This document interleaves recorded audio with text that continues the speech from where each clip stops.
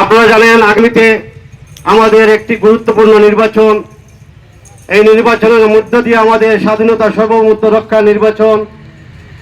এবং আপনারা জানেন আজকে আমাদের জনতা গোয়েন্দা কোম্পানিগঞ্জে আমরা যাকে মৃত করেছে আমাদের দল, উনি অত্যন্ত ভালো একজন মানুষ।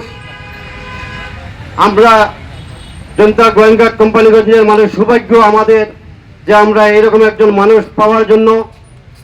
আমাদের এই জনপদ অত্যন্ত গুরুত্বপূর্ণ একটি জনপদ।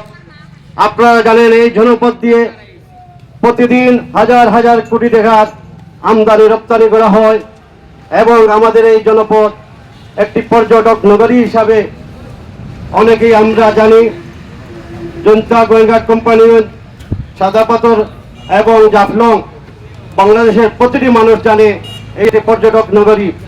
আমাদের এই পর্যটক স্পটগুলোকে আমাদের সংস্কার করে যাতায়াতের ব্যবস্থা উন্নয়ন করে আমাদের এই পর্যটক নগরীকে একটি পর্যটক নগরী হিসাবে আমরা আরিফুল হক চৌধুরী সাহেবের নেতৃত্বে একটি পর্যটক নগরী আমরা দেখতে চাই। আপনারা জানেন আরিফুল হক চৌধুরী সাহেব বলেছেন যে ইউনিয়ন থেকে সবচেয়ে সর্বোচ্চ ভোট পাবেন উনি এই ইউনিয়ন থেকেই ওনার প্রথম কাজ শুরু করবেন।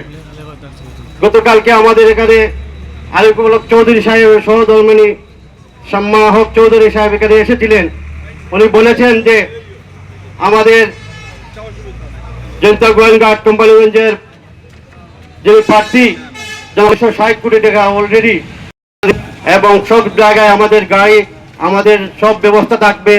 আপনারা আমাদের কর্মী যারা রয়েছেন সবার প্রতি আমাদের অনুরোধ থাকবে আগামী 12 তারিখ সকালে আপনারা সবাই এই দায়িত্ব নিয়ে সবাই ভোট থেকে সবাইকে বের করে দিয়ে এবং আমরা বিকালে আরিফুল হক চৌধুরী সাহেবের বিজয়ের মালা নিয়ে আমরা ঘরে ফিরে আসব এই আশা ব্যক্ত করে আমি উপস্থিত সকলকে ধন্যবাদ জানিয়ে আমি আমার বক্তব্যের কাজ শেষ করলাম। আল্লাহ হাফেজ।